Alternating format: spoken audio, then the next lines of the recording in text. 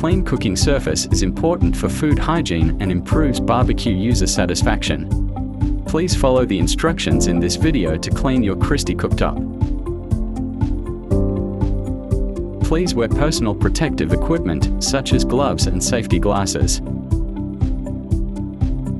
Ensure that the cooktop is turned off.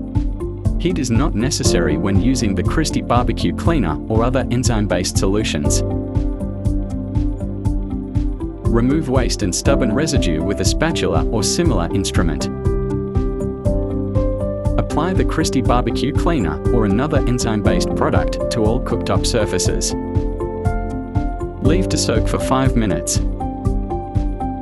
Scrub the grill plate with a Christie scouring tool or stainless steel pot scourer and wipe down. Do not use marred steel scourers that may contaminate or stain the cooking surface.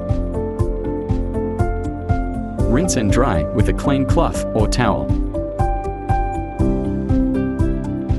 For more information, please visit dachristie.com.